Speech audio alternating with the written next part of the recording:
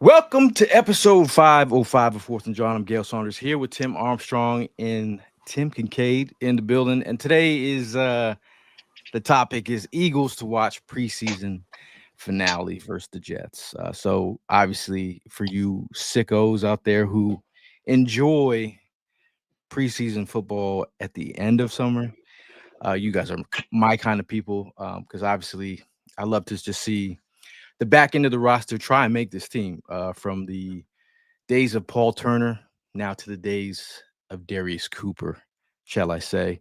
They have a great opportunity to make this roster. And unfortunately, we've had some guys go down. Johnny Wilson with the season-ending knee injury and ankle injury. I think there's opportunity for somebody on the receiver side of things to step up and make some plays. Obviously, it's preseason, like not everybody loves preseason, but I truly do.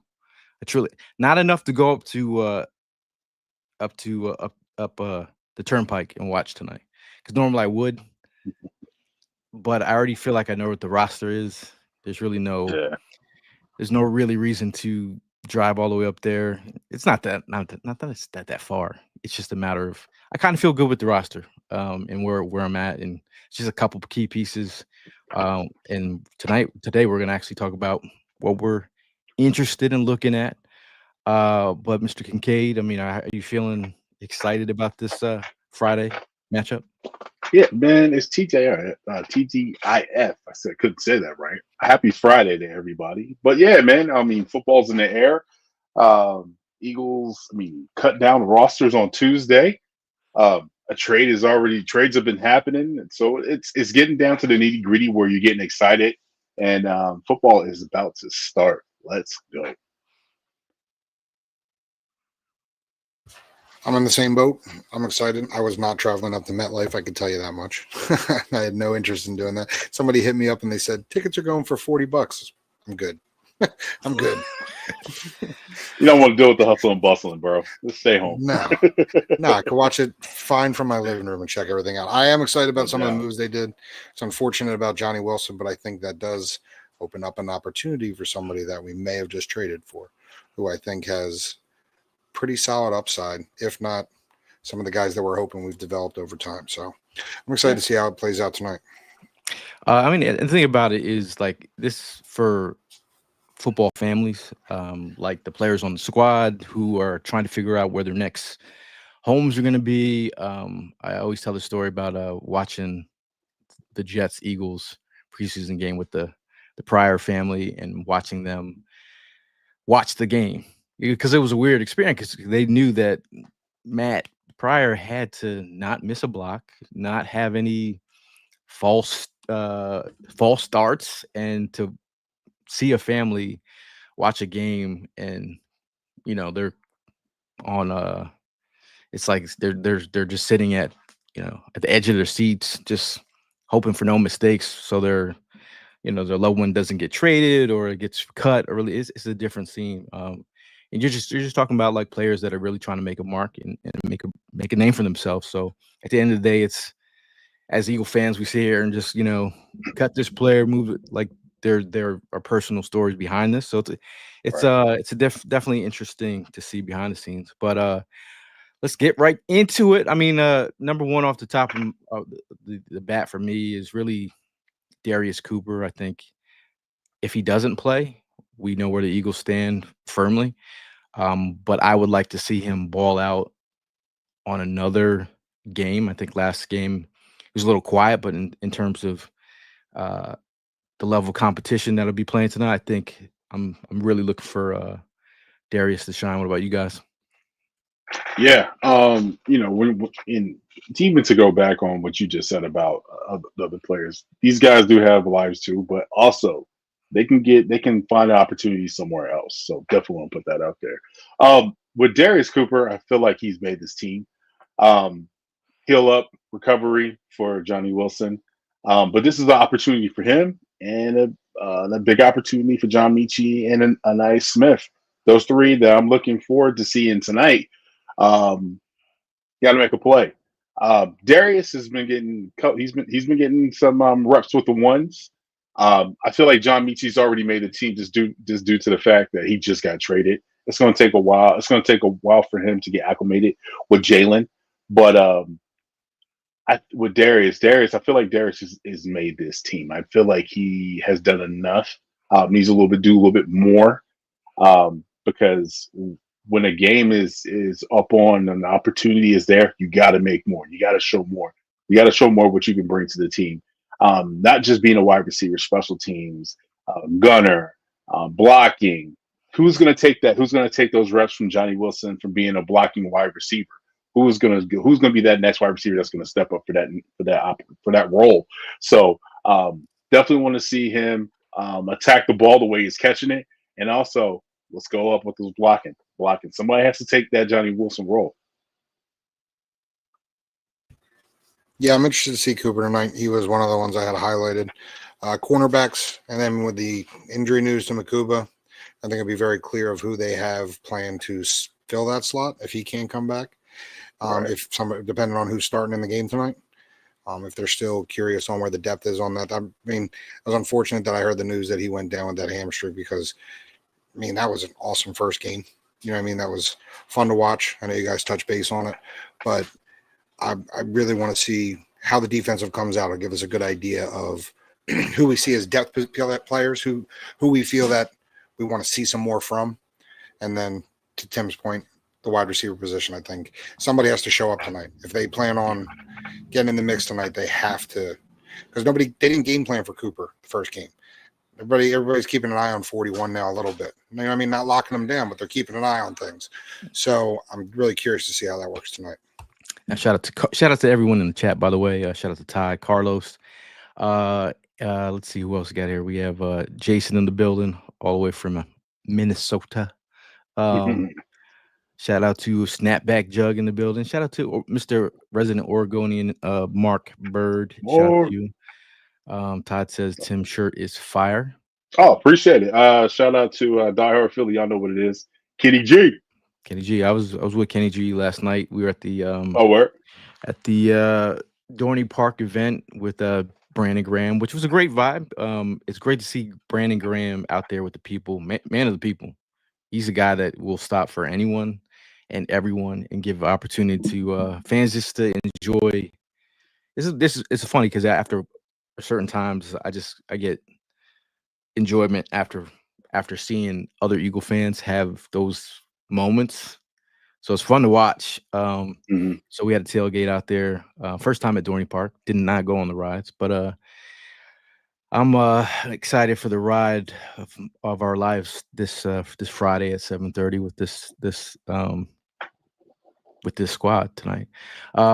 I'm talking about the quarterbacks. Quarterbacks, I really think DTR and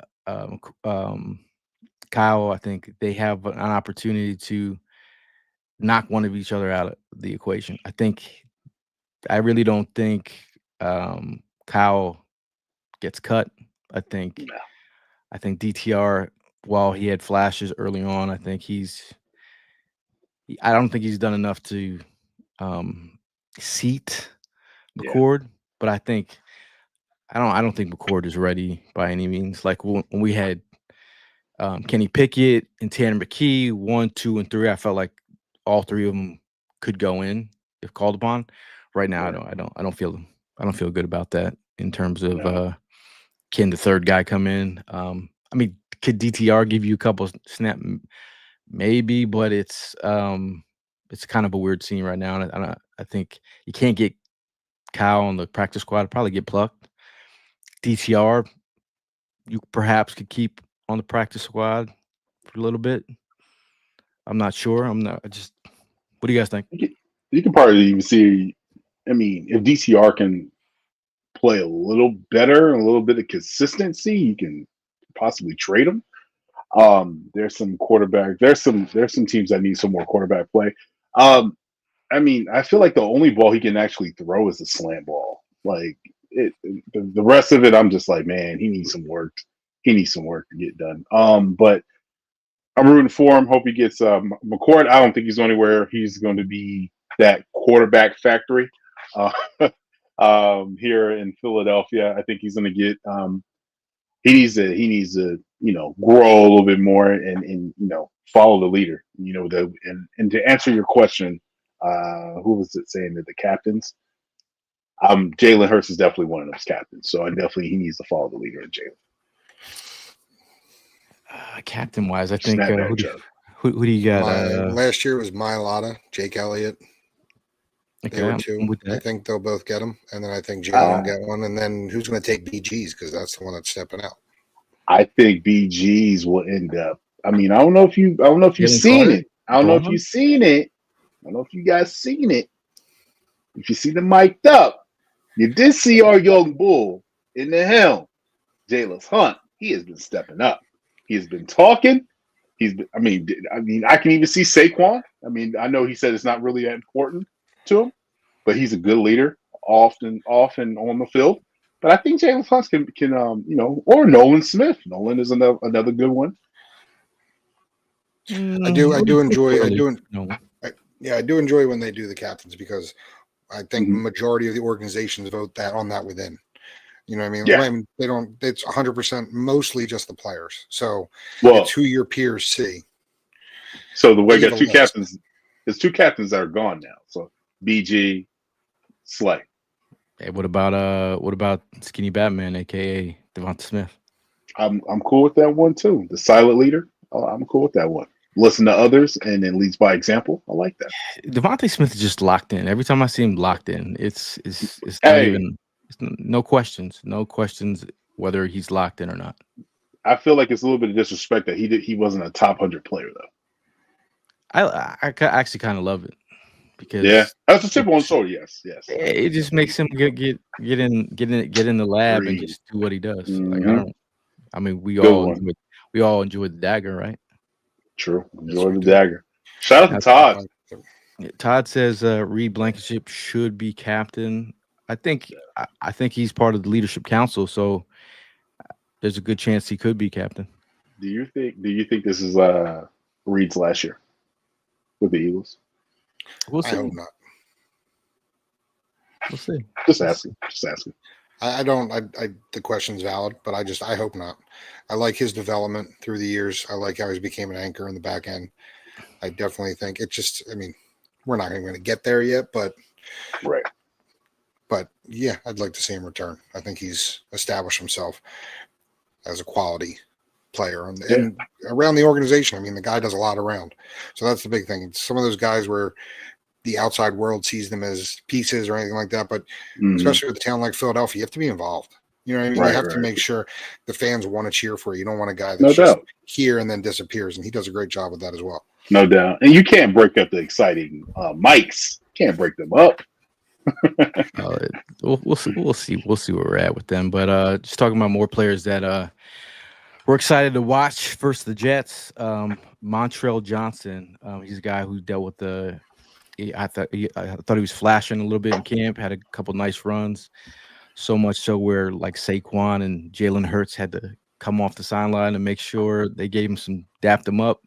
But he dealt with a hamstring injury earlier in camp, and had to sit out for a little bit. But I do think this is his time to shine.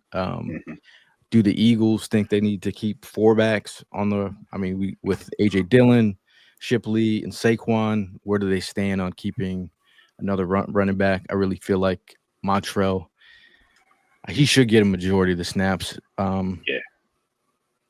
Tonight. Yeah, I think Montrell deserves to shine in this one. I hope that he is the fourth running back. I guess it's going to depends on the numbers game. How many wide receivers are going to keep? Are they going to be able to keep? I mean, with Johnny Wilson, it looks like they're going to keep 6, 5. And then you go 3 running backs, 4 running backs. It's all about the numbers game going down to the 53-man roster. So, but I hope Montrell gets his time, gets his just due. Also with the young bull too, the little guy, I can't remember his name, Shadart. I hope he can show a little bit of juice tonight as well. I'd really appreciate if you could remember his name. That's my son. That's my doc. That is my doc. How many sons you got, son? How Hey, many man. I was sons gonna you got, say. D? How many sons you got, D? Hey, So man. both your Shunderick is I'm hoping that it's just some soft tissue injury pops up. But I mean, we got Keelan Robinson, Montreal Johnson, Shunderick Powell. Out of those three, Tim, who do you think makes the biggest impact tonight? Montreal. I think Montreal Johnson takes the lead role tonight. Um, you see juice from him, man. Every time he hits the hole, and the burst of when he gets out in the open, he's complete packages for a running back. Good, great size, speed. I like him. No, I agree with Tim 100%. I mean, I think he's going to be the one to stand out just because of so far seeing the offensive game plan that we've gone through with the first two preseason games. If they keep the status quo, it fits his ability the best for the most part. You know what I mean? Of what his size and his strengths are. I do want to see what Powell can do because once Gail started talking about him around draft time, I went back and watched some film. The kid has, I mean, his size was the only thing. His size was the only thing. So if the guy had a little bit of size, he can be a monster. I mean, my thing is his quick twitch ability and change of direction is kind of sick. So in terms of if they can find a role for my special teams, obviously mystery, soft tissue injury, I'm rooting for. shout out to Chase in the building. Another topic of conversation are the Hogs up front. We're not talking about the Washington Hogs. We're just talking about the linemen. Kennard, I think Darian Kennard. I think Kennard has shown that he's a depth player with multiple position options for the Stoutland University. I think when you know that he can line up in various spots, it's really where do the Eagles see him at? I think Matt Pryor has that ability to line up at multiple spots. We know Kendall Lamb was brought in to kind of be that swing tackle as well. But I think Kennard, if he plays tonight or how long he plays tonight, you'll see how much they really think. Well, before we go heavy into the line, you guys did see the news about Brian Robinson, right? Everybody saw that? Mm-hmm. Yeah, the Niners. I just want to make sure. Yep. So, okay, I just want to make sure because what was that? What are you laughing at? Brian Robinson. It's a man move, six round pick. Yeah, but I mean 49ers.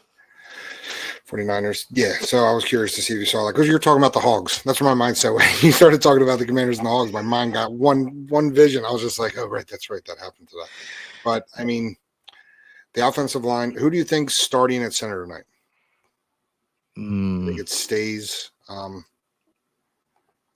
mean, I would like to see Drew Kendall.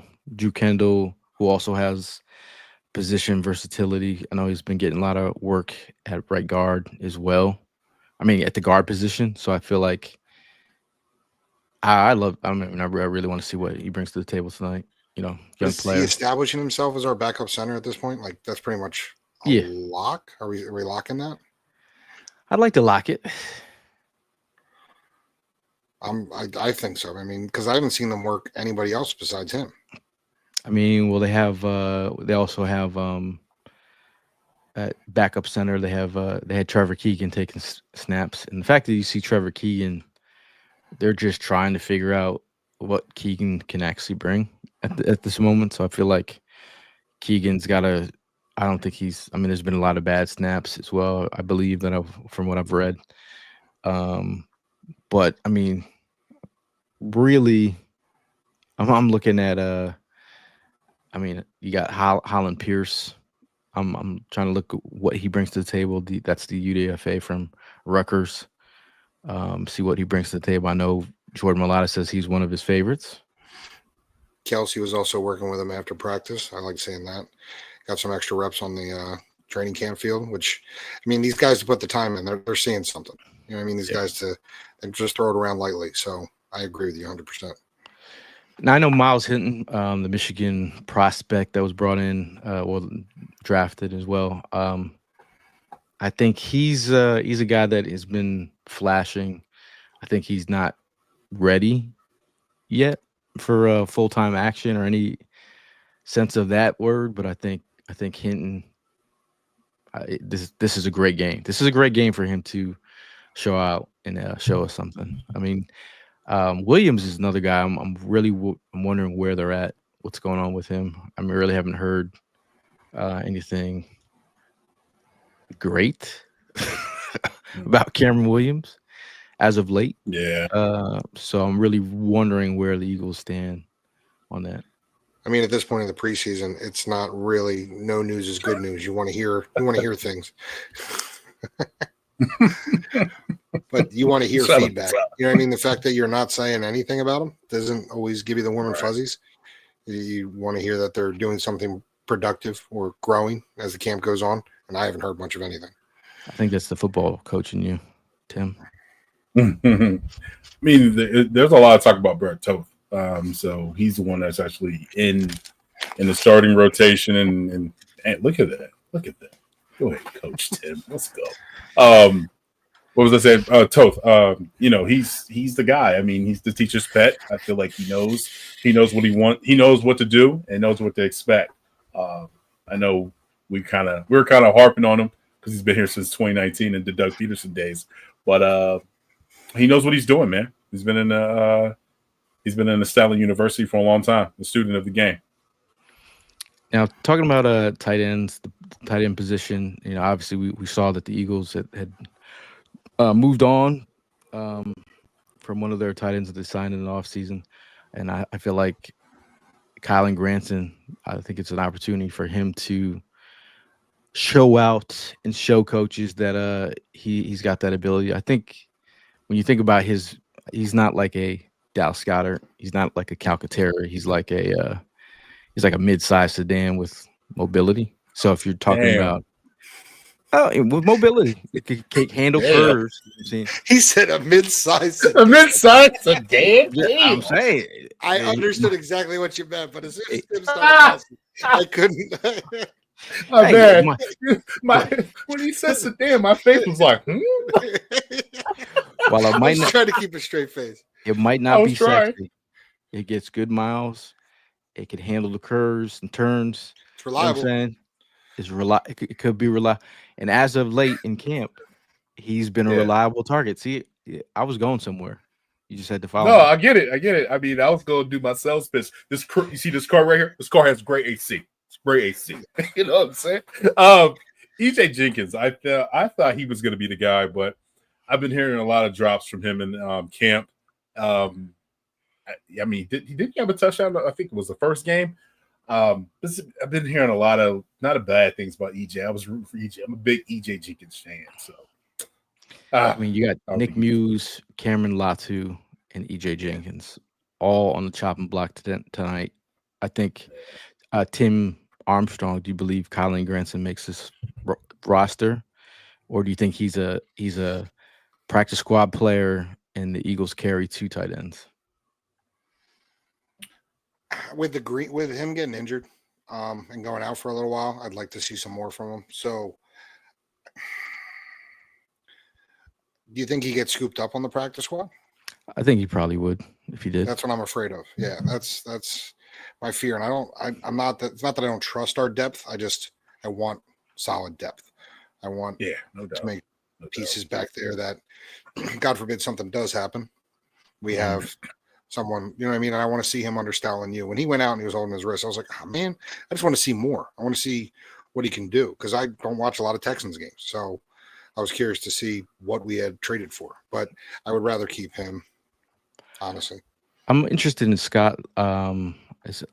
Scott Loeffler. He's the new QB's coach that spent time with Harold Fannin Jr. last year at Bowling Green. The way that they utilize their tight end is something that I'm wondering what our tight end room looks like. And they've talked about wrinkles they've added to this offense and what the Kevin Patullo wrinkles look like. I'm wondering if the motions with tight ends, and could he be a guy in the mix that I'm excited to see something tonight. And then again, these are the dumb things that myself and others like you that are crazy are looking at. Now, just talk about D tackles. Obviously, we know Jalen Carter's of the world. We know the Moro Jomo story. But Byron Young and Gabe Hall, I think tonight this could be the Byron Young Gabe Hall Bowl. I think whoever has the best game tonight, um, could Byron Young be a practice squad guy, or Gabe Hall be the practice squad guy, or who's going to be the depth player and who's going to be the practice squad player? I'll go with you, Armstrong. Byron Young, Gabe Hall. Who stays on the roster? Who's a practice squad player? I really liked what I've seen from Gabe Hall so far. It's opposite side of the ball. You know what I mean? When the ball's away from you, what are you doing? Still trying to you're not just giving up on the play. You're not just taking it easy. As I've watched in the snaps that he's had, he's got a high motor. I definitely have liked, I would lean towards Gabe Hall. I'm curious to see what he does tonight with him. I'm assuming he's going to be one of the key starters and get majority of the snaps. So I definitely want to see what Gabe Hall does tonight. It's not that I don't like, I'm missing his name. Not that I don't like Young. It's not that I don't like Young. It's I just have liked what I've seen, the progression from Gabe Hall so far. What about you? Yeah, I'm right behind you. I'm right behind Tim on this one. I've been a Gabe Hall since he was an undrafted free agent that he signed with the Eagles, come out of Baylor. I just like what I see. I feel like he has violent hands. His pass rush, he's working with it. He knows how to shut a block here and there, and so I like where he's coming from. Nothing against Byron Young, but I'm a Gabe Hall guy. Also, I mean, look for guys that are going to be getting cut from different teams. Bills Daquan Jones, he can be traded. He can be on the chop block as well. I definitely see the Eagles can go in after him, and competition is key, man. Iron sharpens iron. They're going if they don't like what they see tonight from either one of those two, they're going to make a move for the defensive tackle, because it's all about the trenches over here in Philadelphia, baby. Now, Daquan, I was pretty high on coming out of the draft as a potential guy, but just talking about Byron Young, he dealt with a groin injury earlier in camp, and then I think Gabe Hall's a guy that he's flashed, and then you start thinking about like what were the Eagles thinking when behind the Thomas Booker trade, they felt like they had somebody in the wings waiting, no pun intended. So I do think it's going to be interesting, and this is what I'll be watching. I mean, Byron Young had a good solid game in the second preseason game, but coming down to the edge players, I really do think Patrick Johnson really shows out in these last games of the season in preseason. I think he's a guy who he's well liked on the team as well. I think he's a guy. I just think I like from a depth player, like he's like one of those Eagle players that I'm like, that's the Eagle player, depth player. One of the behind the scene glue guys.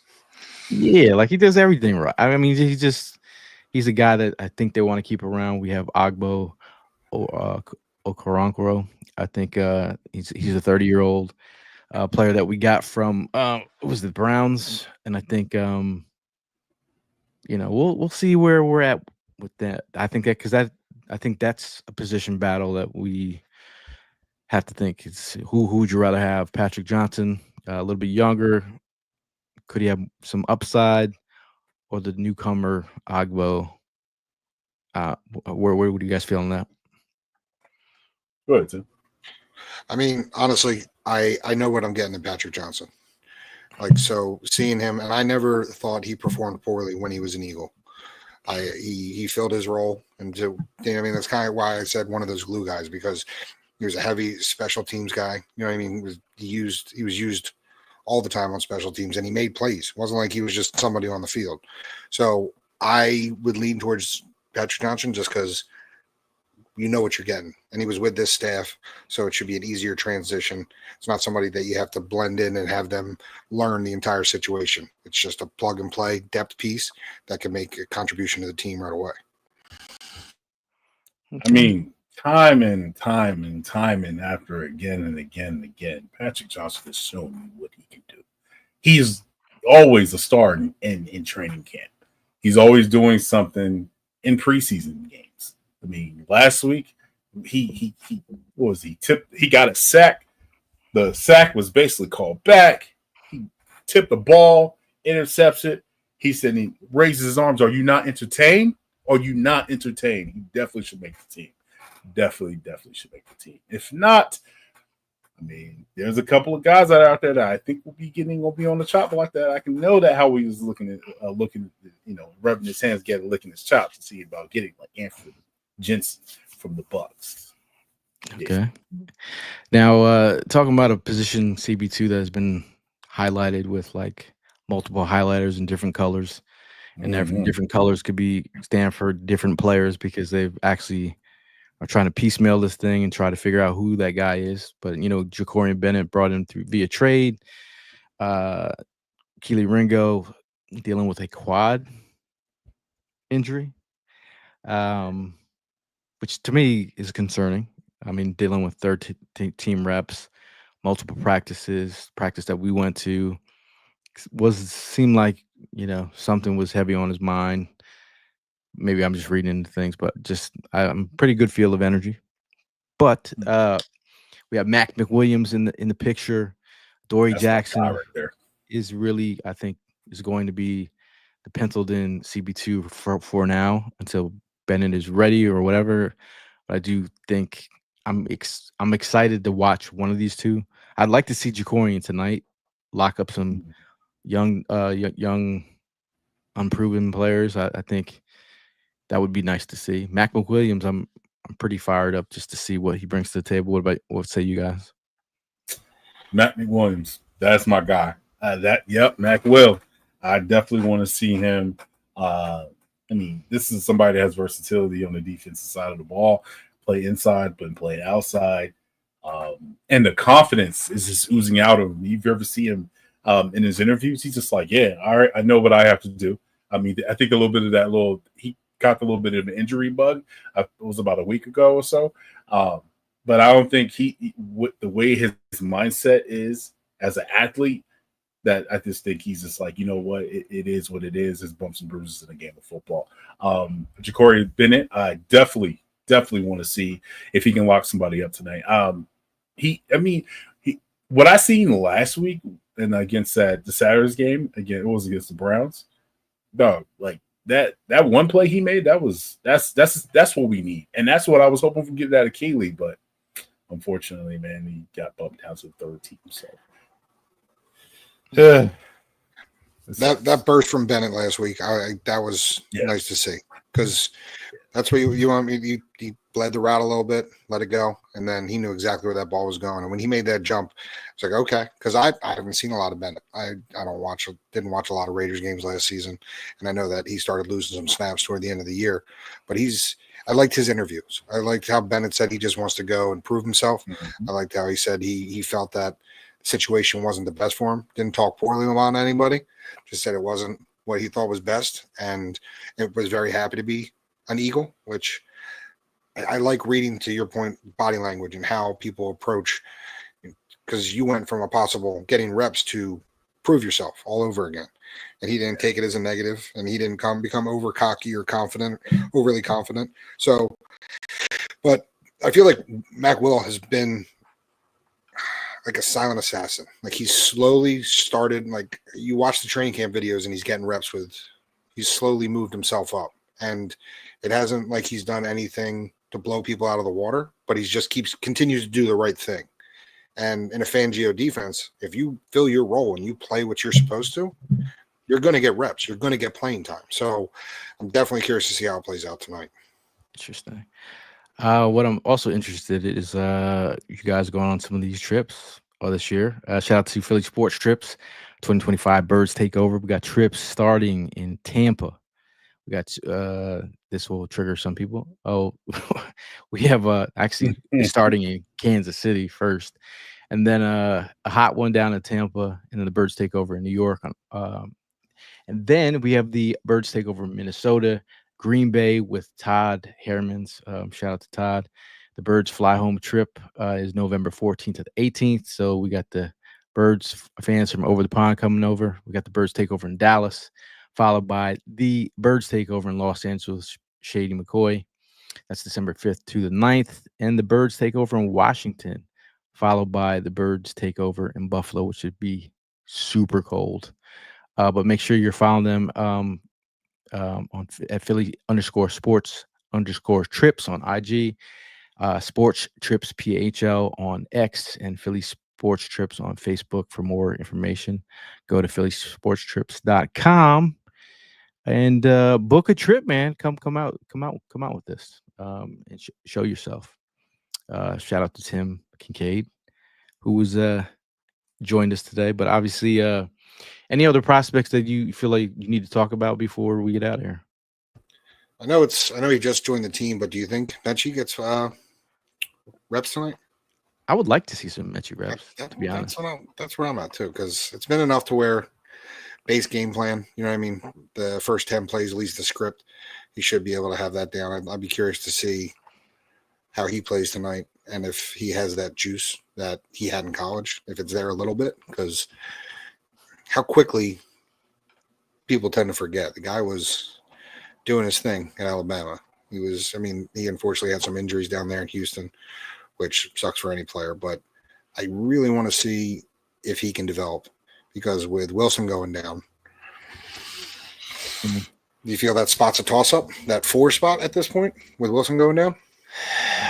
It's because you look at all the bigger wide receivers they brought in, Darius Cooper, Darius Cooper, is a little bit bigger than the Aniases of the world. He's not the size of Elijah Cooks. And then you have the Terrace Marshall of the world. Obviously Terrace Marshall, Elijah Cooks are playing for the opportunity to fill that second big man in the mix if they're trying to carry 6, if that's still a thing. Not sure on that. But I'm really just someone's got a flash. But I'd love to see Mechie get some snaps, just to get a couple of snaps under his belt. Things that not talked about is how great Jawn Dotson's been this camp. Had a phenomenal camp this year, and I think people are going to be shocked with how more involved he is. You think we're making a phone call to a certain safety anytime soon? I really just want to Makuba. I just really want to know where you're at health wise. The soft tissue injuries, could that be a thing with his size? And this is a hamstring. The thing about the Makuba injury, the day before he ran into the ref at practice I saw. Hard. I saw that too. That was hard. And I was like praying that he got up. Like, get up, buddy, get up. And then the next practice, he tweaks his hammy. Was that the cause of that running into a ref? I'm not sure, but he tried to play through it. See a lot of comments on our Instagram like, these players are soft. Why can't they just walk it off? I'm like, and then someone in the comment was like, he literally tried to walk it off and play. Yeah, he legitimately attempted, and if you can't give 100%, you're hurting your team. Yeah. You don't want somebody to play, a wheel down, so to speak. Someone who gives 110% is Richard. Shout out to Richard.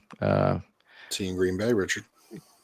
Always comes to the tailgates from overseas. I actually got the clogs that you brought over in the corner of my room. Awesome. Oh, those are the guy that hooked the clogs up. Okay. Yeah, man. I always rock those, and my family members are like, "What are those?" I'm like, "Don't you worry about it. These are one of one, exclusive. Don't worry about it, sweetheart. Don't worry about it, sweetheart."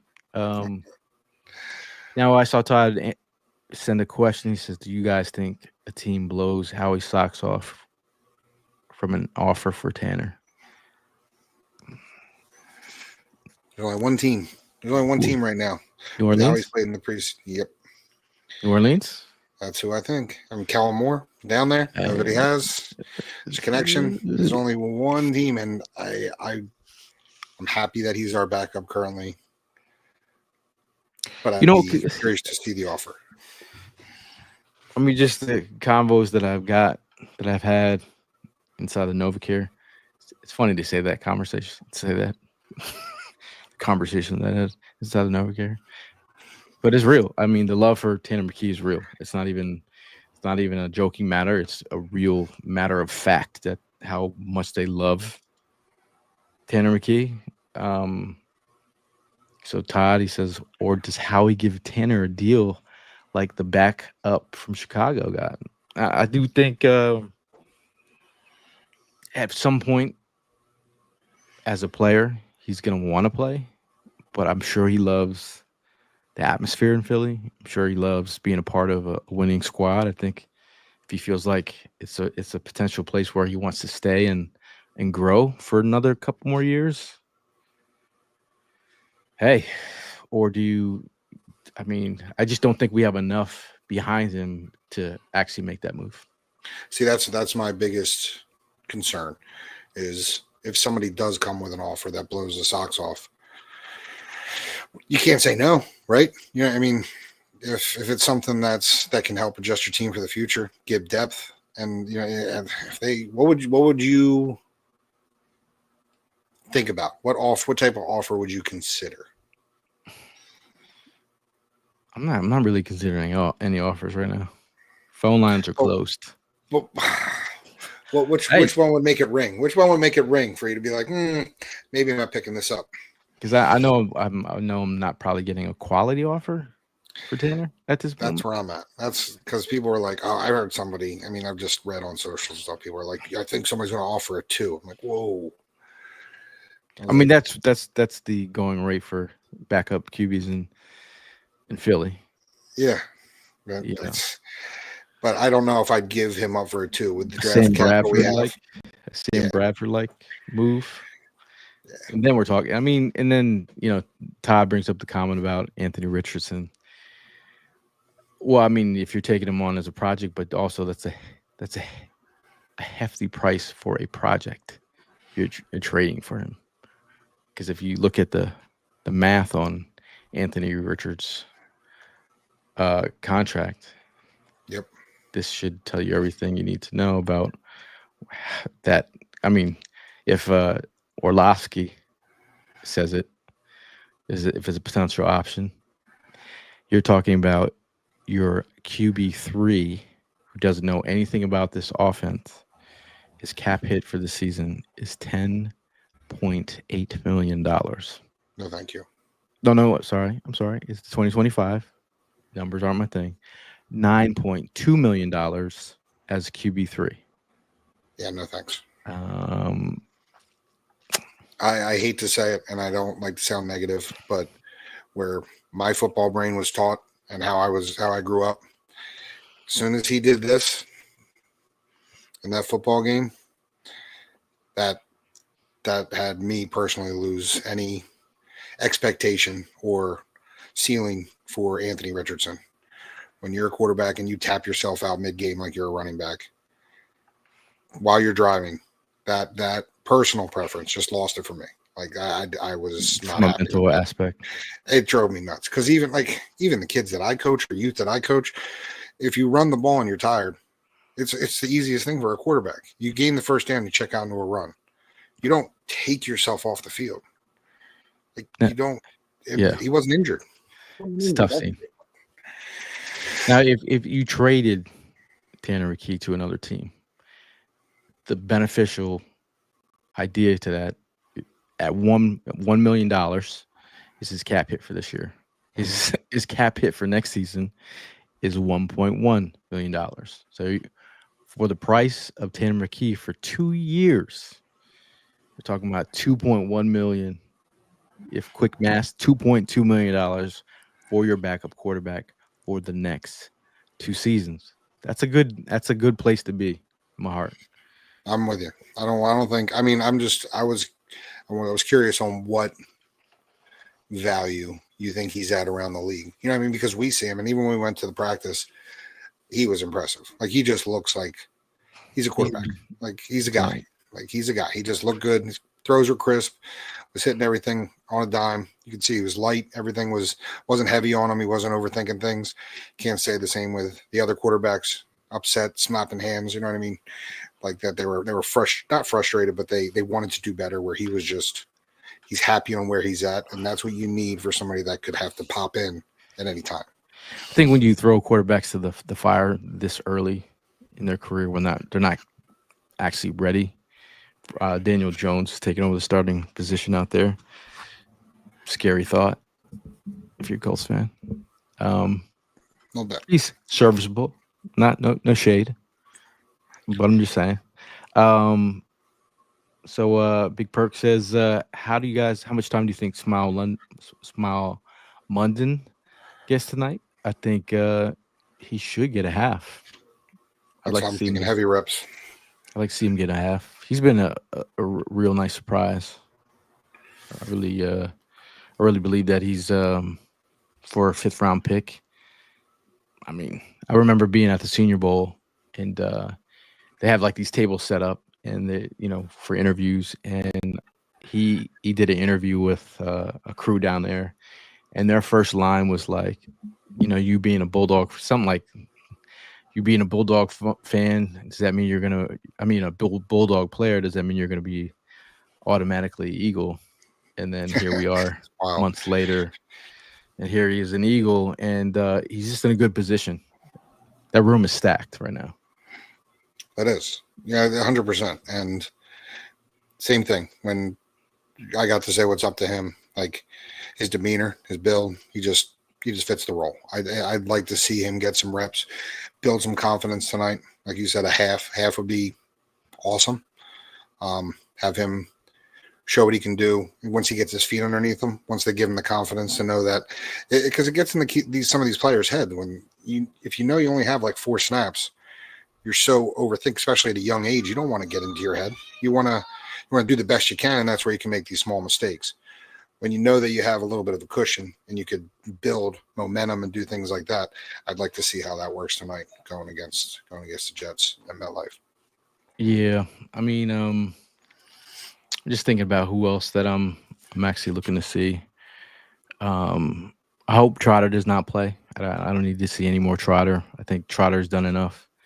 It's just when you got Zach Bond and you got Campbell in front of you and Nakobe Dean in Han Solo mode, just waiting to come back off the pup. I think Trotter's just been reliable and consistent, and he's just waiting for his opportunities.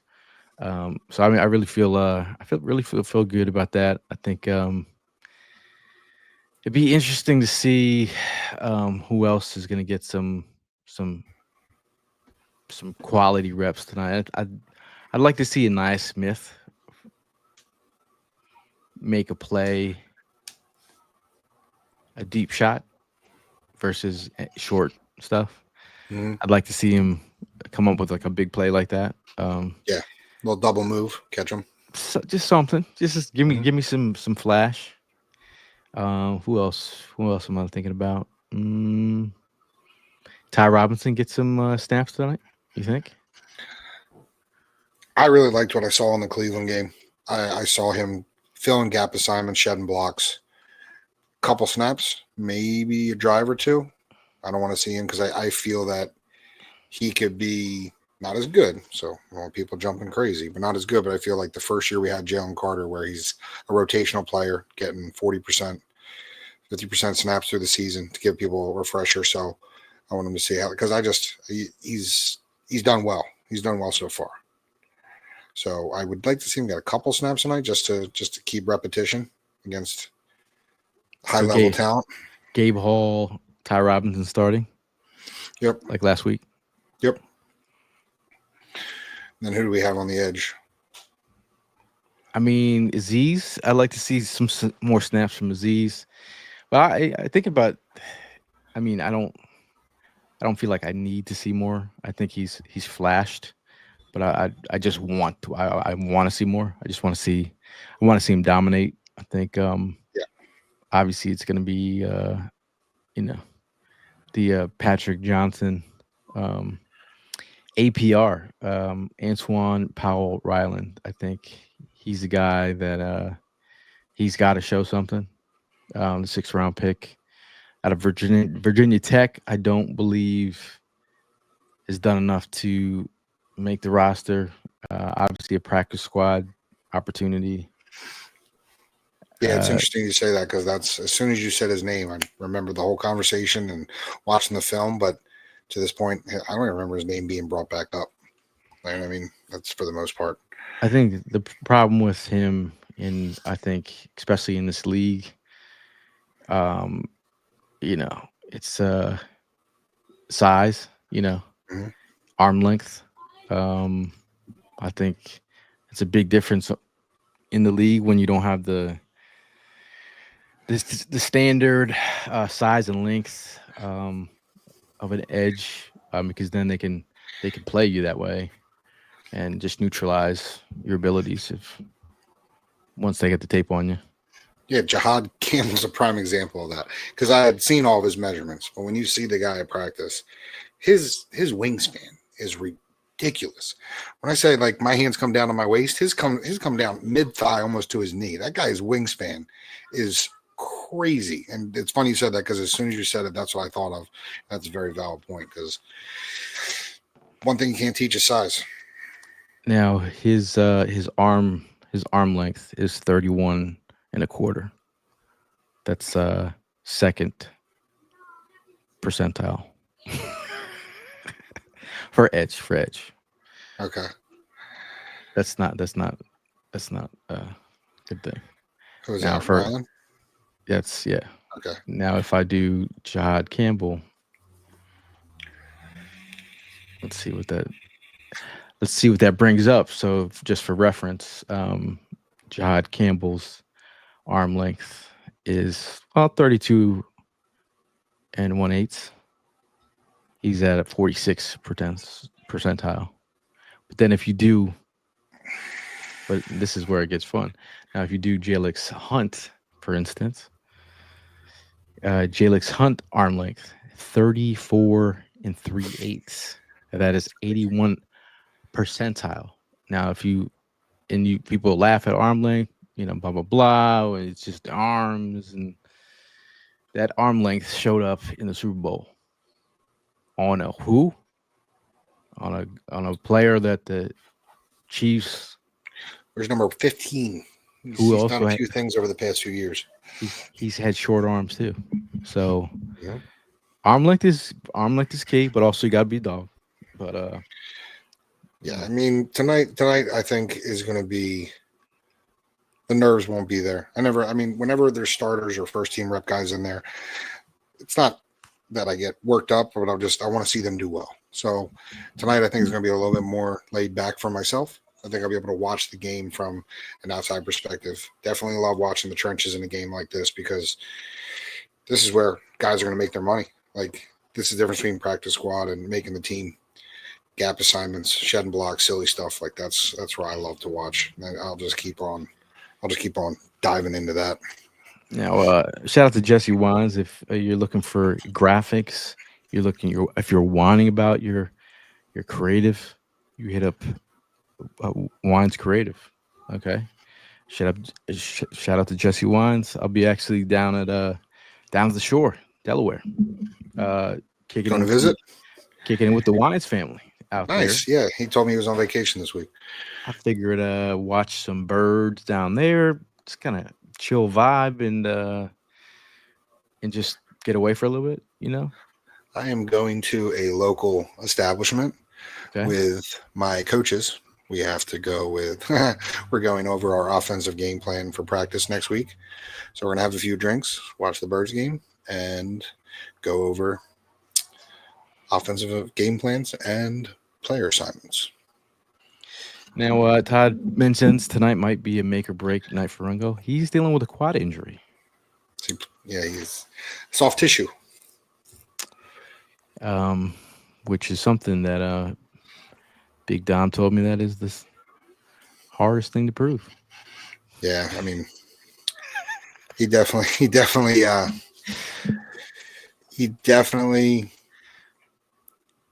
needs to get out of his. How do I word this? I feel like he's putting a lot of pressure on himself because of expectations. I feel that he needs to take a step back, take a breather. The guy can play football. Like we saw him at Georgia. Like he's definitely got the build. He's got everything you want. Sometimes you got to get your head out of it. Get your head out of the way. Play like you know you can. You know, it's funny because it's like it's not like you need to hear this from a fan or a podcaster. Yeah, exactly. But when we saw him, I wanted to be like, I was like, you know, we just need you to play with confidence. You know, no, you don't need to hear that from anybody. But I mean, that's an internal thing. But I feel like he's definitely. It's like if you see a dancer out there who knows all the steps, and it's a beautiful thing. If you see someone who's trying to dance and thinking 3, 2, 1, you know, they're in their head. It doesn't look. It looks like they're thinking. It's a fantastic analogy because that's kind of where my head's at. A cornerback, it's footwork. You have to have good feet, and when your feet are not in rhythm, and your head's not in rhythm with your feet, it looks funky. And then you get frustrated, and when you get frustrated, you start thinking more, and the more you think, the more your things tend not to get all discombobulated and accidents happen. It's tough. I mean, because like as a cornerback, you're running backwards, essentially. So it takes your mind and feet have to be in tune together. So you know you got to play like a champ. Shout out to Peasy. He says, "What's up, champs? Go Birds!" Peasy's ready for preseason football. Bro, I haven't been this excited for preseason to be over in a long time. Usually I'm that guy, but I'm just saying I do think I know what this roster is, and I do think going to that last practice, second to last practice, thanks to you. It's a good time. There's a great chance to just see the team and feel like, okay, this is where we're weak at. This is where we need help. This is probably the upcoming trade I feel like we need to make happen. I feel like I know what the wide receiver room looks like, and it's unfortunate for Johnny to go down because I felt like he was a lock to make the roster. You know, besides fans saying that what they felt about Johnny Wilson, I felt like he had a role. But now I feel like they need to get creative. And maybe Terrace Marshall shows out, or you know, Elijah Cooks shows out. Elijah Cooks has been the guy that got all the juice earlier on. I mean, I really, really want to know where he's at. It's a lot of these guys, and that's what kind of, and that's, I hate to say it, but has switched my mindset to Cooper and Mechie and some other guys that are coming in because these are like the devil we know. I haven't seen anybody make that jump or make that showcase type thing. Shout out to RJ in the building who recently attended the Kelsey screening with us. Shout out to you. And the wifey. Put Eric's comment, made a little chuckle. I did. Said DTR will suck the life out of the love for preseason. Yeah, that preseason game against the Browns, I was just like, yeah, I'm out of here. I'm gonna beat traffic, and it's like I'm not watching this crap. Yeah. I was down the lake. I had the TV on the back of my truck, and I was watching, and I was like, yeah, I'm gonna head out. Time to start driving. Oh, I mean, I'm doing numbers in my head. I'm just like, you're not making it. You're not making it. You know, I'm rooting for you, but I can watch that later. There's yeah, nothing. and you're watching guys late draft picks who you know they'll give a flyer on because they're young and they saw them at a development situation. So I agree with you 110%. That first preseason game that's why I got tickets. Normally I don't, but I was like, I'm buying the closest seats I can get to behind that bench because I want to see I like to see the body language of if a player makes a play, do the vets come over to them? Are the coaches talking to them? Are they in their head after they make a boneheaded play? That's what I need. Body language is everything. key in football. Like, Yeah. it's just That's a matter why of, yeah. you brought it up, but Pierce. He's had a lot of people coming over.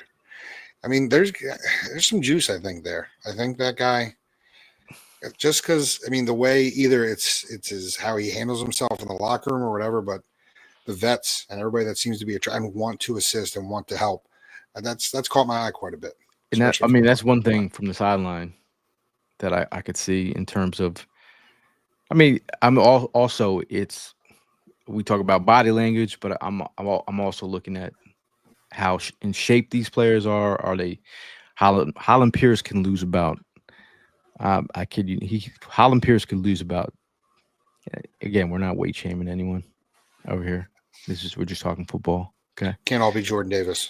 Looking like a tight end. But like Jordan Davis, we talked about losing weight. I think Holland Pierce, if he lost 25 pounds, I'm excited to see where he's at. I feel like at that size, a weight and losing some weight in Stoutland University, I think I'm just trying to figure out, would he last on the practice squad? I mean, he went to Rutgers, so he's local. You know what I mean? I don't think he'll get scooped up right away. I mean, I definitely think this is probably the best transition for him, being that he went to college, hour and 30 minutes away. You know what I mean? Not even. So he's got somewhat roots, some comfortability being around this area. So I don't think he disappears right away. I think he's kind of. I'm not comparing the two, but I think he's that mile out of type. Now we got to pass with him because of the exchange program, but I'm thinking Alan Pierce will stick around for a little bit. I think this is a good situation for him. Yeah, my old offensive coordinator is the offensive coordinator at Rutgers. So shout out to Coach Soraka. So he was in good hands. Now Todd mentions I'm getting closer and closer to Sidney Brown abs. Todd, what? Todd's in the gym? Okay. I'm not close to Sidney Brown abs. You're doing a great job, Todd. Keep it up. At the Senior Bowl, that was one thing all the scouts were talking about, like, this guy's got abs over there, and he's knocking people out. Pete Nathan, we did discuss that earlier. 100% correct. We think we find a way to keep him on the team. I mean, it'd be great. It would be a great story. Darius Cooper making the 53. I think that's one thing I'd like to see. I mean, we'll see it. See RJ now, Westcon Love. Yeah, there's a lot. Hey, my former wide receivers coach has been named the coach of the flag team in the Olympics. That was the best position coach I ever had, and he's big. He had a big career in the CFL as a head coach. Good to see him that he's doing his thing. Maybe we get tickets to the Olympics. That'd be dope. Maybe. Mark Burke said, "I have one ad." Some people have a 6-pack. Mark, I have a keg. But before we get out of here, big shout out to Bud Light for holding this down. Shout out to Bud Light, man. They sent your boys to a Phillies game. We were promoting Kona Big Wave beer. So we tried to get the wave going from the right field at a 1:00 game when it's kind of like half full. Businessman special. Didn't really work, but they gave us some cool custom jerseys. Had a great time with our Bud Light reps. Shout out to Jesse. It was a good time there. Shout out to Liam and his wife Katie and for showing up. Jake Leck and Amanda for showing up. We had a great time at the game, per usual. Again, shout out to Clear Vision. Had a great time at Dorney Park with BG. Great to see him do his thing out there. Always a good time. And I think this last preseason game is we can prepare for week 1, and I think that's where Eagle fans are. I think the conversation right now is, do you have tickets for week 1? Are you going to save $1,000, or are your children going to eat ramen for 1 week? Is the question. I'll be there with bells on. Kids are eating ramen in the Armstrong household. Who wants mac and cheese? Mac and cheese and hot dogs, baby. You know. Also, a lot of events going to be happening. Bud Light has got some things in the work. There could be some concerts. There can be some things going on FDR Park, perhaps. Maybe some concerts before on the museum steps. So there's going to be a lot of activation set up for the week of the game. It's going to be silly. Also, big advisory for week 1. If you guys are not following the SEPTA situation, usually handles about 16,000 fans on game day.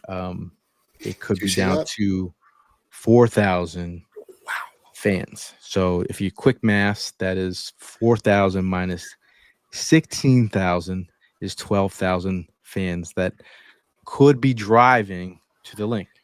Okay, what this means for you as an Eagle fan, you get down there early. Mm-hmm. As early as you can, even as crazy as it sounds, to be there that early.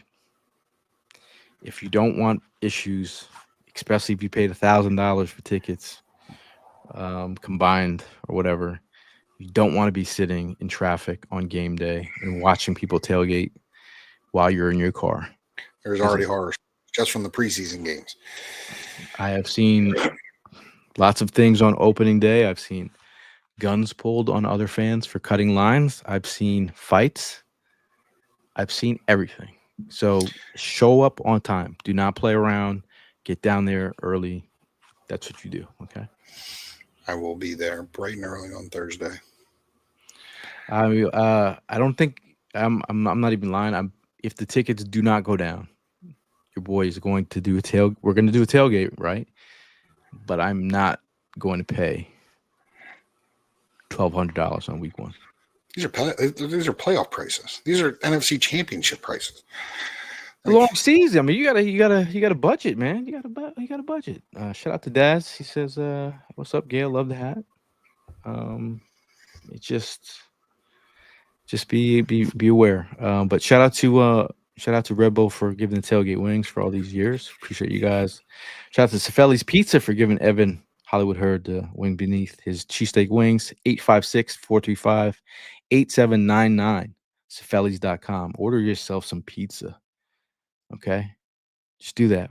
Just do that for us. Shout out to Lowski for holding down the tailgate all these years. He will be in full DJ fashion on week 1. Shout out to honorary tailgate captain, Conchock Italian Bakery.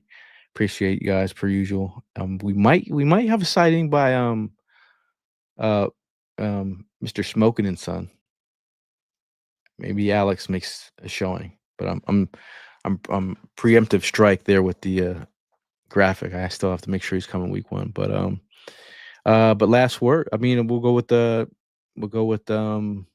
it with your chest. Say it with your chest, Tim. Youth, sport, parents.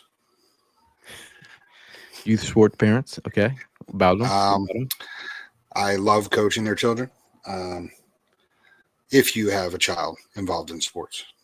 If the parent is a volunteer or if the coach is a volunteer and they request paperwork, please do not put them in a position where they have to hound you down. Please provide said paperwork. It gets very tedious. It gets very tedious, especially for the sport of football. So please get your coaches the things that they ask for. And it's not a lot. It's not a lot. Just please take care of that.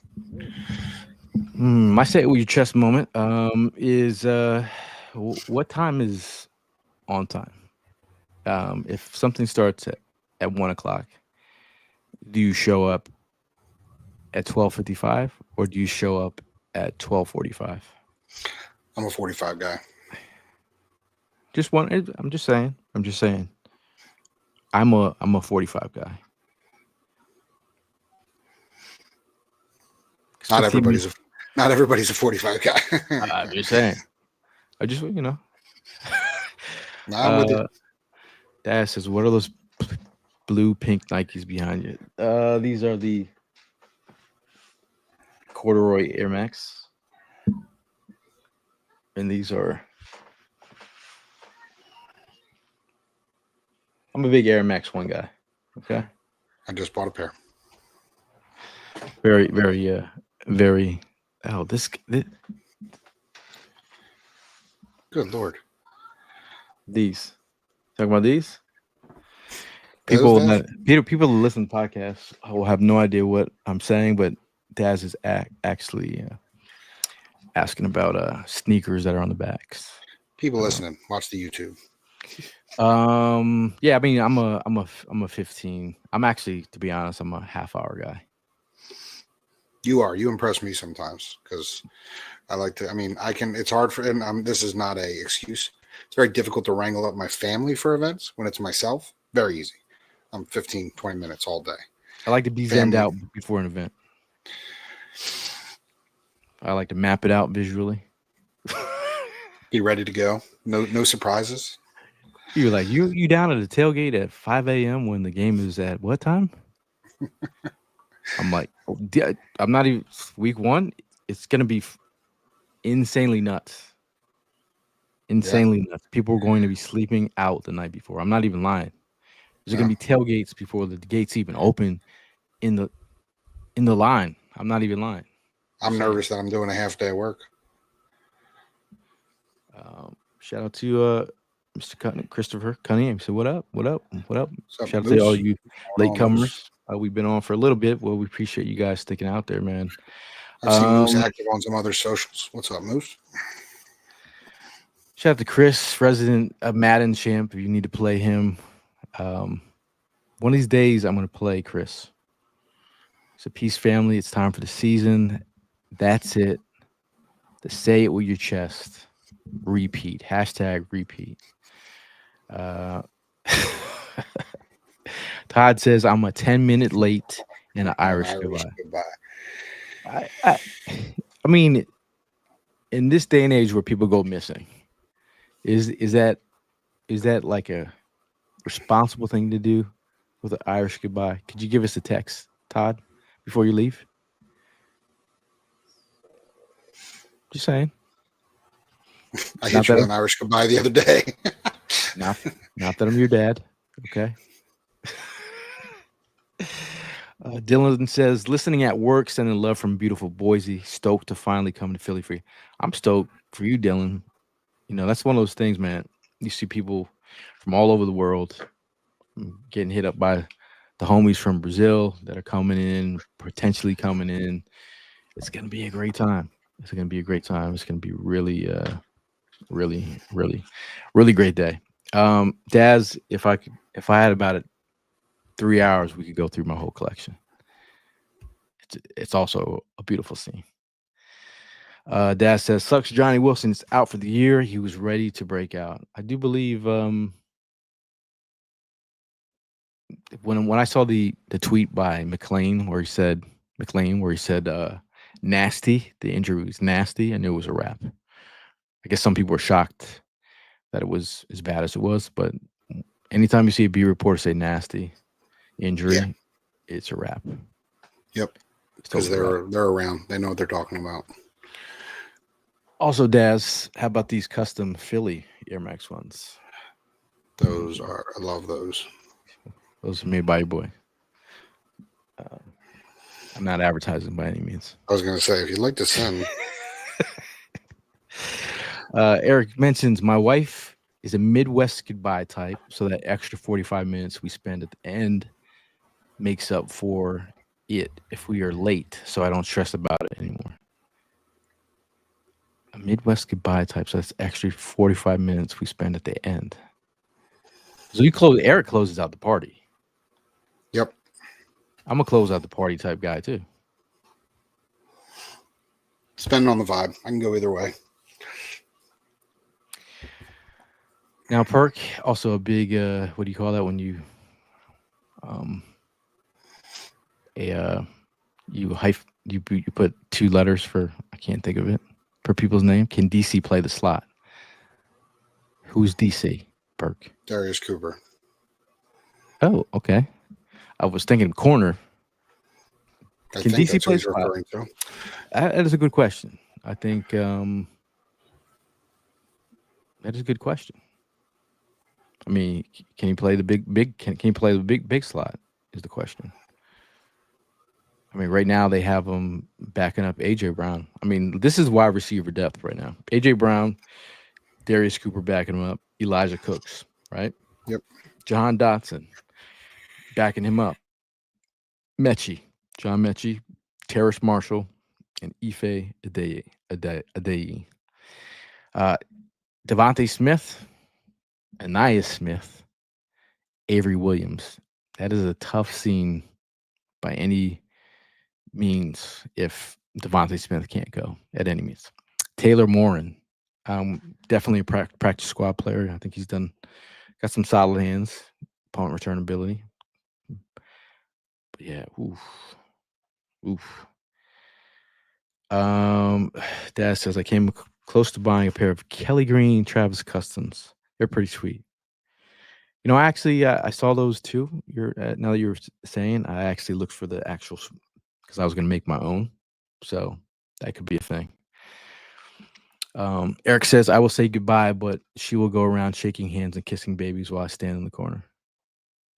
And nobody puts Eric in a corner. Yeah, I'm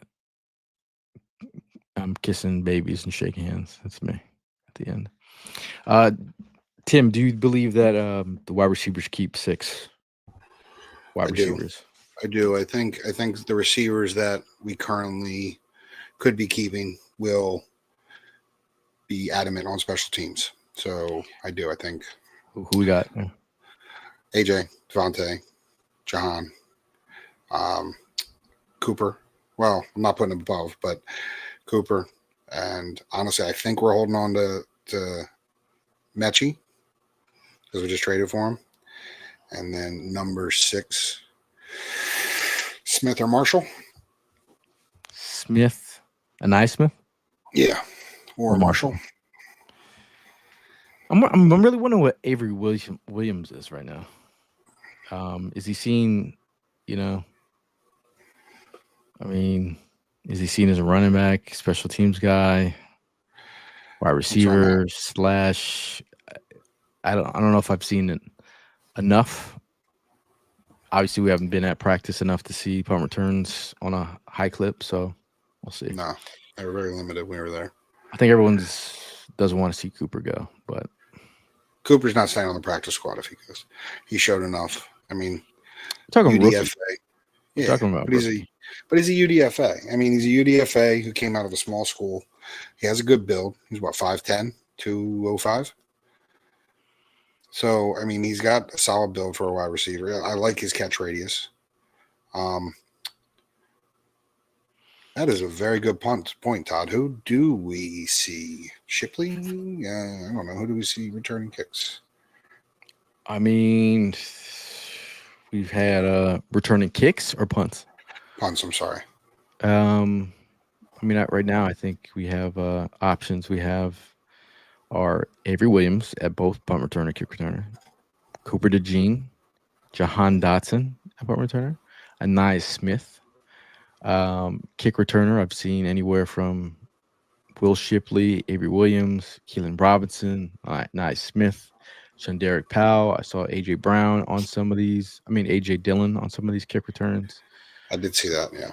I think Anais Smith, I think that would give him the edge currently over Marshall is returnability. Shout out to the late crowd.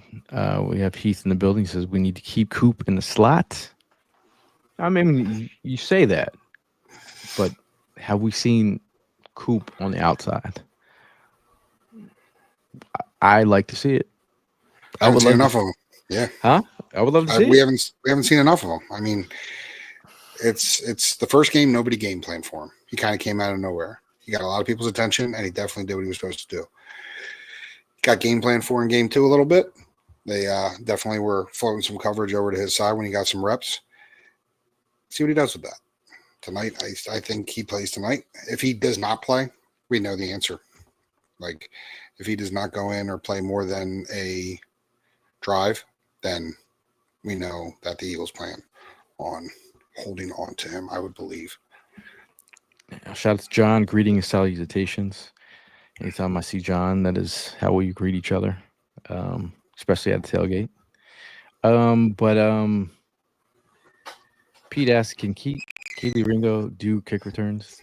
We're not doing that. We're not doing that. Cooper DeJean did a great job last year returning punts. They can see you. Dad says we never get notifications on your podcast on YouTube. I get it from Mex.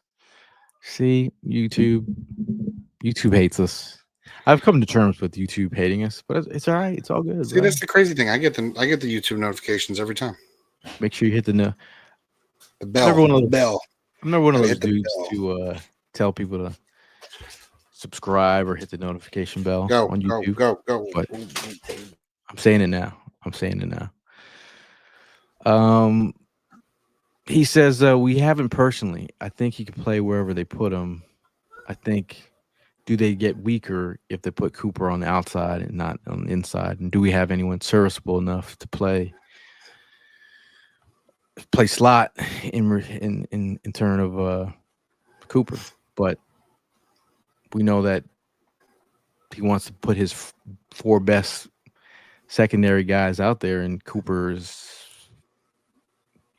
Reed, Quinyon. Who are your next two strongest corners or safeties? Or Makuba, and then it's Cooper. Yeah. Cozy, no, I do not want to I like where our youth is at. Ringo's breaking my heart. Agreed. Size, build, ability, it's all there. We touched on that a little bit. Mentals can get in the way sometimes. But Cozy, the Zach Pascal was cut. Zach Pascal was cut? From the Giants. Yep. You like that? I mean, blocking just type. mud. Yeah, but I'm just saying that just muddies the room even more. Bro, could Zach Pascal come here and block? Zach Pascal was reliable. He was. I didn't have a problem with him 1 year running. I'm not about it. The fact that we're sitting here on a Friday, right before the game, talking about getting hyped off some Zach Pascal being cut. Also, Zach Pascal was Nick Sirianni's son's favorite player at one point. Is that true? I don't know. Wasn't that true? That'll be the first time I remember hearing that. If I remember Bring Covey back for Pete Nathan. Okay, that's not ideal. Let's see this. If I hot take. You ready for a little hot take? I think that the CB2 conversation is changing. Is like kind of a magician. Look at this hand while we play with this, because I'm curious to Q following instead of playing zone, following wide receiver one a lot in training camp. I think the conversation of the rotation has taken eyes off of that. I think that would have been a bigger story from Eagles camp. Yeah, I found this. I think I brought this up when he was actually signed, but this is what Sirianni said about Zach Pascal. I know I've said this before, and I'll tell Zach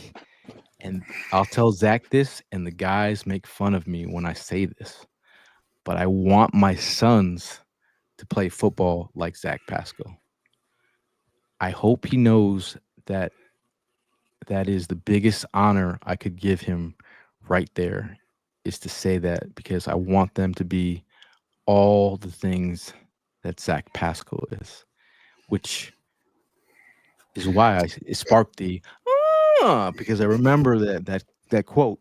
So if Sirianni is that high on him, does he come back? That's a good. That's a great. When did he get cut? 2 years ago. No, is he cut now? Oh yeah, they said he was cut today. So Cozy chimed in, cut today, or I'll tell you when he moved on from the Eagles. Yep. Yo, they love Zach Pascal, bro. Hey, I'm good. You could sign Zach Pascal. I'll be all right. Brendan, you're right. Dallas. Did Britton Covey get cut? Not that I'm aware of. I think he was just being a smart aleck. Yeah, because you know what I'm saying. That's how it goes. John says Mac McWilliams sounds like a number 4 special at McDonald's.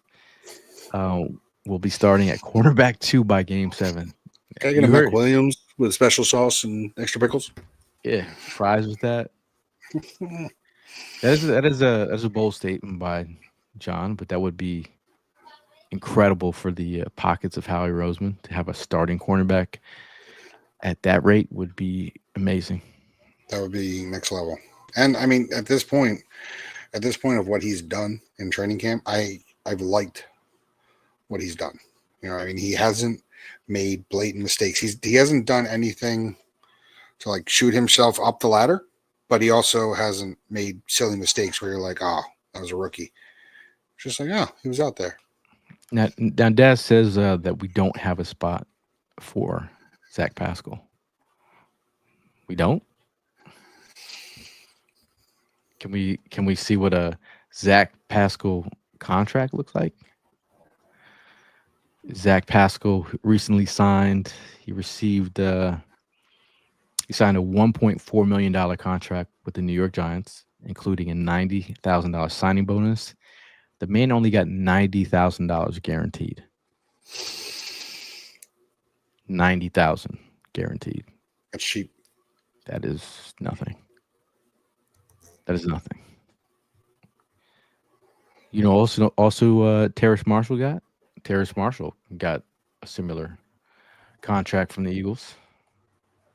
If we're doing simple math, not that I have to do that, but Terrace Marshall, he signed a 1.1 year contract with the Eagles, $25,000 signing bonus, and $25,000 guaranteed. So $50K. So pretty close. Close enough contracts. I'm a psycho for knowing that. And his kid was very funny at the practice. Yeah, Prime actually put his helmet on Terrace Marshall's head. Kid's head. Fun. That was funny. He had a great moment. He had zero hesitation. He walked right up to him and said, "I want to wear that." No, it made me laugh. Can I wear your helmet? Can I wear your helmet, please? Absolutely. At that point, we had no idea whose kid it was. Just to make everybody aware, it was just a little guy. The next thing you know, he's on the field with Dad. Now, Dad says, I want to see Cooper make this team, and if we bring Pascal, he more likely will get cut. I mean, the thing is, they know what they can get from Zach Pascal. Yep. As a blocker, as a consistent player. That made me feel a lot better, man. Like, not that I have no intel on Zach Pascal being brought in, but if they love Zach, like they let's do a little name game for you. A little name game. Terrence Marshall, Zach Pascal. Zach Pascal. Anaya Smith, Zach Pascal. Zach Pascal. Newcomer, Darius Cooper. Different players. Yeah, different. Yeah. I'm not saying for style or just overall, just somebody that you would rather see on the roster. Darius Cooper, from what we've seen so far, Zach Pascal.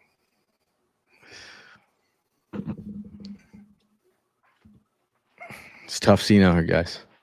My head went the same way.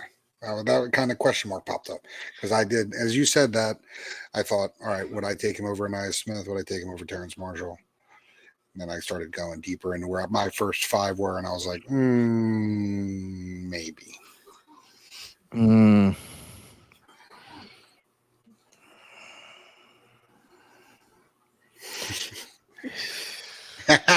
He still paused, Burke. It's one of those. I like the upside of Darius Cooper, but I know what I'm getting from Zach Pascal. Yep. And if you thinking younger upside, you go with the younger upside. Also cost effective. He's making peanuts. Yeah, he's getting a box of crayons right now. But again, just think of that quote. I want my sons to play like Zach Pascal. Okay? Get that tattooed. Get that tattooed. He's probably got that tattooed on his arm somewhere. He's got it right across his chest over his heart. Shout out to Mel. He says, "What's up, Eagles fam? 2 more weeks. Get your new fit ready." Look at Mel out here looking like a running backs coach. It is. We still have Mechie, Cozy. This is very true, but I do believe that okay, Jahan Dotson, Mechie, Zach Pascal. Right there, you have your blocking. You have your, not to flip you off or anything, but you have your blocking wide receiver. You want your son to be like him. You have Mechie, competent route runner. Could be potentially give you some quality possession. Can run the route tree. You have Jahan Dotson. That's a strong 5 right there. No, I'm not disagreeing with it. Darius Cooper, then you could still keep Darius Cooper. But if they don't believe Anai Smith's that dude, then I'm keeping 6. I'm with you. Darius Cooper is a good route runner too. Why y'all talking about Pascal? Pascal got cut, Pete Nathan. Pascal does the dirty work, just like the dirty work wide receiver in this crew would have been Wilson. But Pascal's already shown that he could do that, right? Resident hater. Resident hater. Darius Cooper's better than Zach. Is better than Zach Pascal. Man, come on. Again, did we all talk about Wilson having a role with this squad, right? As a strong blocking wide receiver, dirty work kind of type. That's the difference between keeping 5 and 6. Terrace Marshall versus Zach Pascal. If they love Zach like that, I'm also not speaking from just my willingness to go put him on the team. I'm talking about Sirianni. No, I'm with you. I mean, realistically, I went through my 6, and to your point, I said that my 6 would either be Terrence Marshall and Nia Smith. I would lean towards Nia Smith because of his ability on special teams. But if we brought Pascal in, I feel like we have other players that could fill the role in special teams, and Pascal could have a role. So I see that. John says Darius Cooper's training to be a gunner. I don't think they would cut Ringo. We're talking about alternate special teams Pro Bowl. Very cost effective. Also have him for 2 more years. But if they have a trade in place,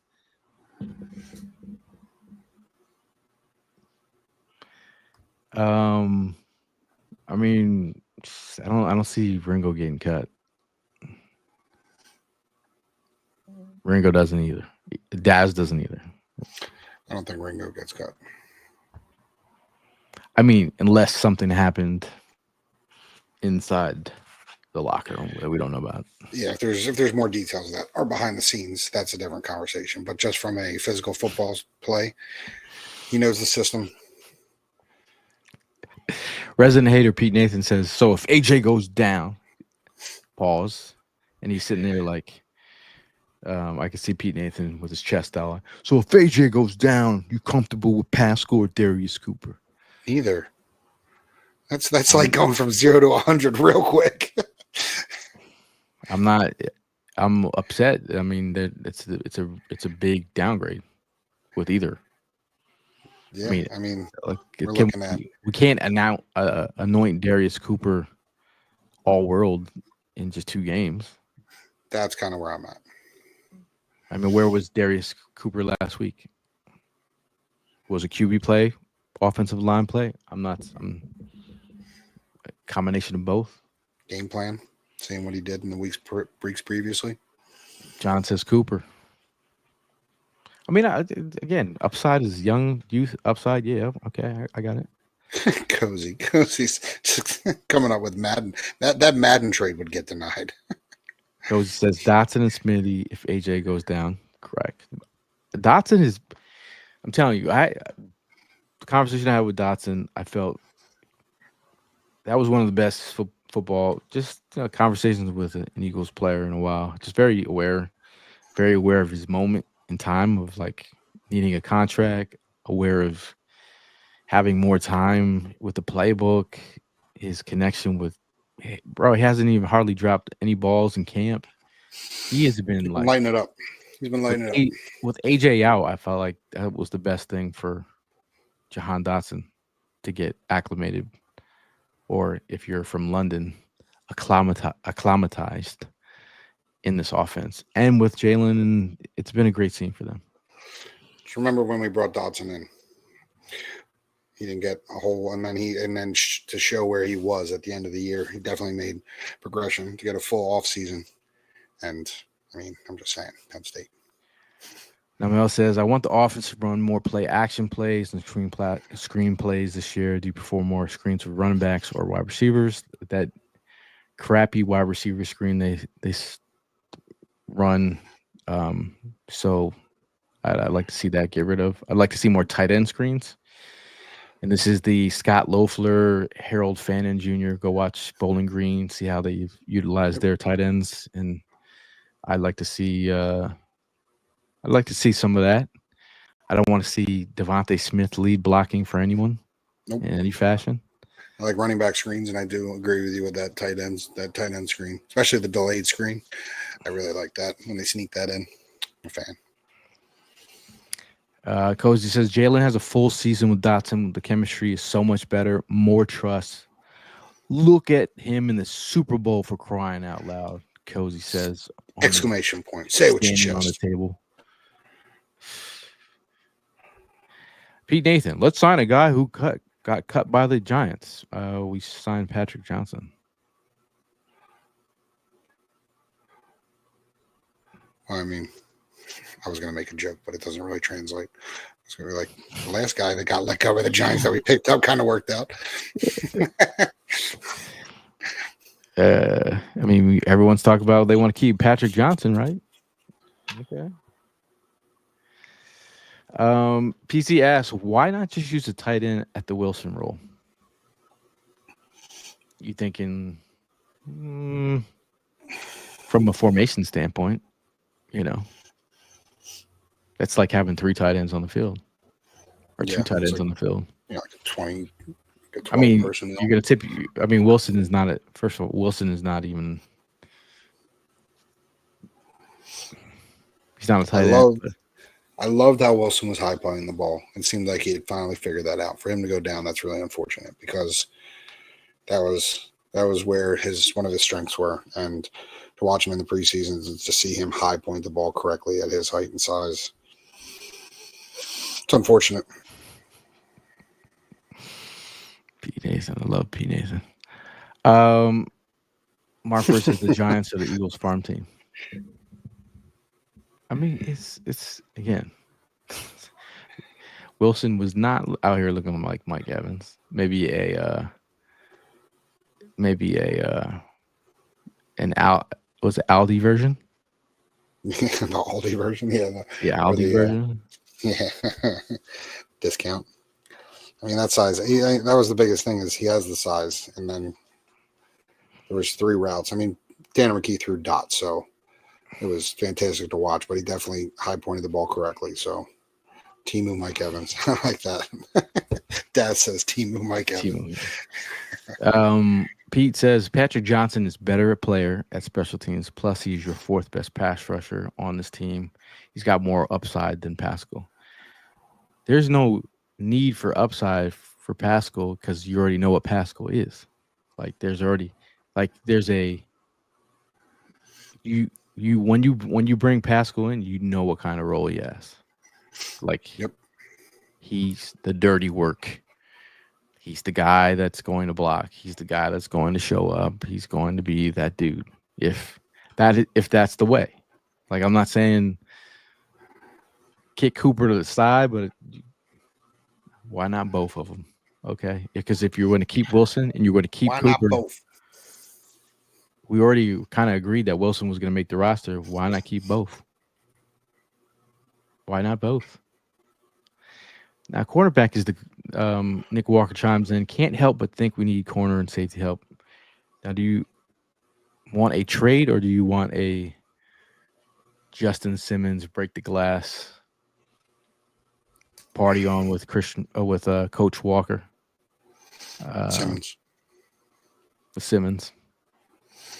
He's out there. He's already voiced his. I mean with Christian Parker. Yeah, I mean, he's already voiced his thoughts. Duggar from the Patriots. Perk says both. Both. Take both. What are you gonna do? This Pascal news has lightened up my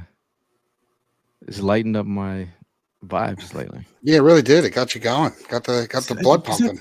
Bro, that's a move.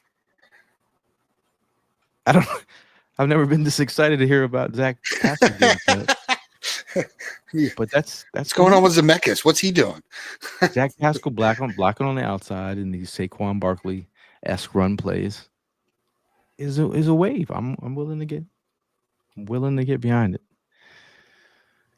Pieces I don't understand why they didn't bring Simmons in or I think the price tag. I think he probably priced himself out, and I also think there's no need to sign him when you know you want to see more from Makuba, who's kind of show you that he's dealing with some injuries. Andre Sam, I don't know if that's a thing.